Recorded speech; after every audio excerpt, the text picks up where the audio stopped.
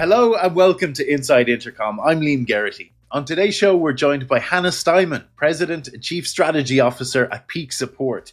Peak Support is an outsourcing company that specializes in providing customer service teams for high growth companies. Hannah, you're very welcome to the show. So much, Liam. It is great to be here. So let's dive right into today's topic. Why is effective leadership enablement crucial for support teams in high growth companies? Yeah, absolutely. So customer support teams are often big. It could be the biggest team in the company, whether the company is large or small. So as a BPO, we provide teams as large as 500 agents or more, but we also serve companies that have 4 or 5 customer service agents on their team. And for those large companies, if they're scaling, we might have to hire 10 leaders in a month, if the team is growing. But the leadership need on the smaller teams is sometimes just as important or more. Because if you're a 5-person team, you're a startup, you're growing, you're pivoting. Every day you might be getting questions that you haven't seen before. Every week, every month, you could be pivoting, things are changing. And so you need the right leadership in place to make sure your customer service team can adapt as you scale. And the other reason leadership training is particularly important for the customer experience and customer support industry is that a lot of folks come into this industry without even a college degree. So most people are coming in without formal leadership training or without having had any leadership training or experience at other companies. It's one of the things I love about this industry is people are working in the industry from the ground up. And so that means that if you want your leaders to have training, they're going to get it. They've got to get it from you. I love that. And so what, I suppose, speaking about that, what are some of the common challenges that support team leaders then face in maintaining that kind of exceptional customer experience, and how can they enable, address, or how can leadership enablement even address these challenges? Yeah, absolutely. So I think one big challenge is proactivity. Sometimes in previous jobs, agents have been taught to follow the rules. They get a rule book this big and they are taught to follow that and punished if they deviate from it. For us and for our clients, we need people who are willing to raise their hands, willing to think critically about the processes that they're being told to follow, and willing to say, hey, you know what? I don't think this makes sense. I think we can do something a little bit better. So that's a big thing, is training, or in some cases retraining people that we want them to be proactive problem solvers. That's what actually makes this role so valuable. Another piece is ongoing coaching of agents. So another great thing about support is you have so much data and so much customer feedback. So you can say, hey, the agent slipped on this KPI this week. This agent has more DSATs. But all of that data is worthless if you're not actively using it to improve. So training team leads on how to identify performance challenges and then how to actually coach agents effectively. What are effective ways of providing feedback? Final thing I would say is engagement, engaging teams. We think that happy agents deliver the best results, but engaging a team, motivating team, it's not necessarily a skill that comes naturally to everyone. And a lot of times people have had really bad role models in the past. So you can train new leaders on this. How do you motivate teams? How do you engage teams? What are the best practices there? You spoke about skills there. What are some of the kind of key skills and qualities that support team leaders should possess, I suppose, to lead their teams effectively?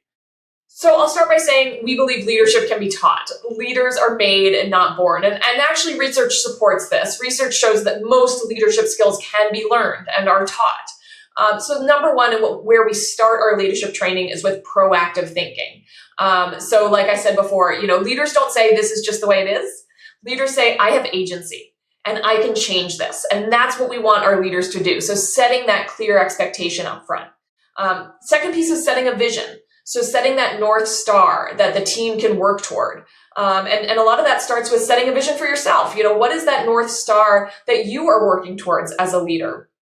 So you can really role model that for your team. Second, the next piece after that would be motivating the team to work towards that vision.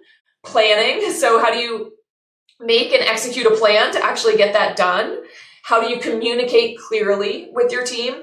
And then the final piece that we cover is ethics. So a lot of different ethical decisions that team members and new managers face on a day-to-day basis. So how do we tackle those? Decisions, those key moments? I love that. In terms of peak support, how do you folks approach leadership development and enablement, and to make sure that your support team leaders are well prepared for their roles? Yeah, absolutely. So, there are a lot of great third party programs out there. We have chosen for now to build our leadership training internally because leadership is so core to what we do. We sell teams of people, and we are only as strong as our line level leaders. So for us, it's really important that we're directly involved in how they're trained. So we have a 2-day training that new leaders go through. So it's a full day for 2 days. It covers all the topics that I talked about. We've also done it differently. We've experimented with it over the years. So we used to do it as a session every 2 weeks, and folks would have pre-work and reading to do ahead of time. So it was 8 sessions over 4 to 6 months. I think that works for a lot of companies. And we actually have our curriculum for that available entirely online. If folks want to download it at our website, peaksupport.io, it's in the ebook section. And maybe I can share a link with you, Liam, so you can share it with folks. Yeah. Problem for us is we need to train so many people that a 4 to 6 month training program just didn't work. So that makes sense for a lot of companies. For us, what we've done is basically taken that and condensed it into 2 days, where when there's pre-work, folks are just kind of doing it as part of the program. That's not our only training. We also have some data analysis training. There's additional communications exercises, but that's the core of our leadership training program. That's great. Yeah, definitely. We'll put the link in the show notes for people to have a look at. You can tell me if you think this one is too similar, but are there any kind of examples of specific leadership development strategies or programs that you've seen to be particularly successful? Yeah, I think one thing we do that's really successful that a lot of companies don't is we have a lot of leaders, the top leaders from the company, involved in the training. So we used to have either myself or our CEO present in every one of those sessions when we had it spread out over 4 to 6 months. Now that it's condensed, we're working on a new approach that hopefully involves other senior leaders on the team. But I think that's really important. A lot of C-level leaders would say, oh, that's not my job. I don't have time for that. But for us, engaging with the next generation of leaders is one of the most valuable things that you can do with your time. You're training them, you're teaching them, you're also getting feedback from them, you're building a relationship with them so they know you and they can come to you if they need to. So for us, I would say that that approach to including the senior level leaders has been really effective for us. Then just to pivot slightly, I suppose we mentioned at the top that we're also going to chat a little bit about change management, because I think it's a really kind of it's a topic that I don't think is as explored as it should be, and I suppose it's often a critical aspect of support operations. What strategies do you recommend for effectively managing change within a support team to maintain that service quality? Yeah, absolutely.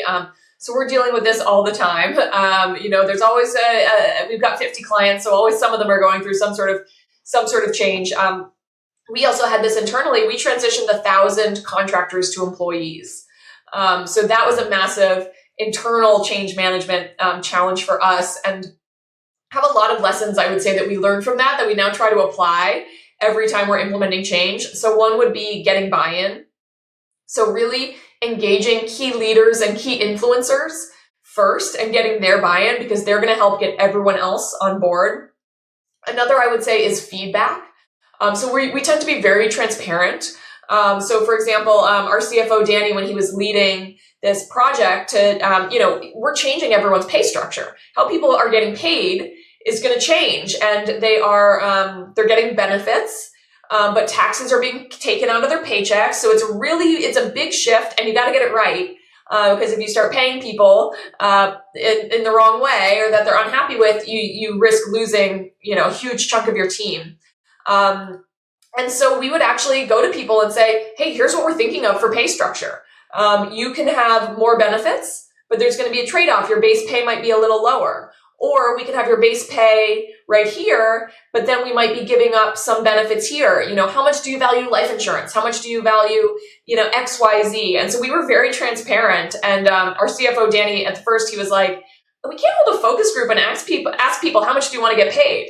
But that's basically what we did. And we got a ton of really valuable feedback from that. And we got buy-in, right? So now people, when we say, okay, here's what we've decided to do, people feel like their voices were heard as part of that process. The other piece I would say is you can't over communicate. So, every chance that we got, we were talking about what we were doing. We were showing them how the sausage was made, so that they were really brought along for the ride, and always share the why. I think this is something people forget. But saying, why are we doing this? We're doing this for our clients. We're doing this for our team members who want to have benefits. We're doing this for our long-term stability as a company, and reinforcing that every single time. Even if you feel like you've said it a million times, you've got to say it again. So always coming back to the why.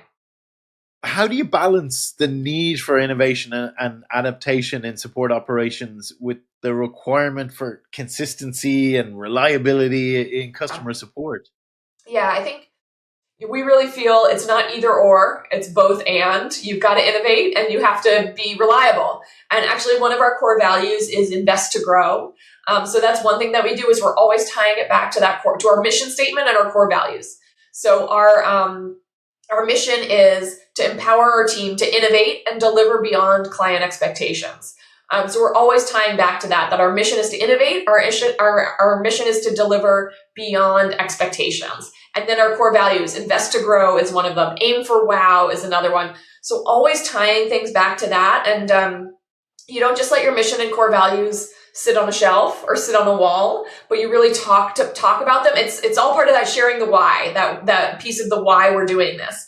And I think you don't just spring a new innovation on your team and expect them to adapt immediately. You've also got to be doing all those things we talked about before. Be transparent, be getting buy-in, be sharing the why, be getting feedback. So, you have to make sure that they're involved in that change. And you don't just say, okay, here, your job is different, now go. You got to really treat your employees like adults. Adults want to know why they're doing something, and, they want to have agency. They want to be, kids do too, actually. It's really just treating them like a human being. Human beings want to choose. They want to have agency, and they want to feel like they're doing something that makes sense. Is it possible to, keep those support team members and leaders adaptable to change while also maintaining, high quality customer support? Are those things possible at the same time? Yeah, I think so, absolutely. And I think it's partly just reinforcing that need. Hey, we're going through this change, but in the meantime, we have to deliver, because our goal is to adapt to the future. The future is not going to exist if we're not delivering for our clients. Or if you're a company, a brand, the future is not going to exist if we're not delivering for our customers in the meantime. So I think it's all of those same elements. We've got to be, motivating our team to do whatever it is we need them to do now, at the same time as we're preparing them for change. Just before we wrap up, I'd love to get your thoughts on AI and customer support, because it's on everyone's lips. I just love to get your take on it. Yeah, absolutely. A couple of years ago, we were trying to get some of our clients to adapt AI, and they were not interested. And now a lot of them are interested, which is fantastic. Our approach is we're working with our clients. Those who do want it, a lot of them are still hesitant. But those who want it, we want to help them implement AI. We want it to work seamlessly with our team. We don't want them, we want to be a part of this change to make sure that it's working as optimally for our clients as possible. So we're meeting our clients where they're at. Do they want to improve their existing chatbot, implement a new chatbot with generative AI? Are they more interested in back-end efficiencies? Some clients are really wary about having a bot interface with their customers. So we meet our clients where they're at and work with them to implement a solution that'll improve quality, improve efficiency. The key really is you need to do a lot of things to prepare. So you can't just turn the switch on a bot and expect it to work well. It's garbage in, garbage out. First of all, you really have to make sure your whole platform is optimized. So your knowledge base has to be up to date. Your macros have to be up to date. Your processes, your tags, all of that stuff. If that's not really, really clean going in, your bot's just not going to work. You're going to have a dirty bot that's giving, bad answers. It's not delivering you the insights that you need. So optimizing first. The other thing we suggest is automate things you can on your existing platform before you add AI, because AI typically you might get charged per resolution. a lot of that stuff you can automate. Existing platforms, even without AI, have a lot of automations built in. And so, we can work with optimizing a platform like Intercom, automating what can be automated before AI, and then implement AI on top of it, so that we make sure we're not overpaying for stuff that we could have just done, without AI in the first place. Absolutely. So that's, about your customers. What's next for peak support, though? Do you have any big plans, projects coming up? Yeah, absolutely. I mean, for us, this technology piece is huge. So we want to be a full solutions provider for CX. We want to be able to provide not just the people, but the technology as well. So we're partnering with platforms like Intercom that can help desk platforms that also have AI capabilities, as well as other external tools that can provide voice of the customer insights. We have a partner called Island, which is a secure browser that we use for all of our remote agents. So we're working on building out partnerships with the best-in-class technologies that are already out there, so we can be experts in bringing those technologies to our clients. We are not a technology builder. Our goal is to find all the best technology platforms out there, like Intercom, partner with them, so we can help bring those to our clients to just improve their customer experience and really bring it to the next level. But meanwhile, to your point about innovating while maintaining excellence, we're focused on our core business, which is providing the best people, hiring the best people. We hire 1 in every 30 applicants. So we're really finding the best people out there, training them, putting them on teams with great leaders, and then managing them to be providing exceptional customer support. So it's not either or, it's both and. We're doing both. I love that. And lastly, where can people go to keep up with you and Peak Support? Yeah, absolutely. So come to our website, peaksupport.io. Follow me on LinkedIn. I post as often as I can on LinkedIn. It's Hannah Steiman. That's Steiman without an N. So Steiman. I'm the only Hannah Steiman out there, so you can find me pretty easily. Just Google my name and you'll find me on LinkedIn. Connect with me, follow me, reach out. I'm always happy to chat with support leaders as well. Perfect. I'll put all the links in the descriptions wherever people are listening or watching to the podcast. Hannah, thank you so much for joining us today. Thank you, Liam. It's an honor to be here. Thank you so much. I hope you enjoyed my conversation with Hannah Steiman. If you did, I'd love if you could let other like-minded folks out there know about it by sharing it on social. You'll find Intercom on Twitter @Intercom and, of course, on LinkedIn. I'll be back next week with another great episode. I do hope you'll join us. Thanks for listening.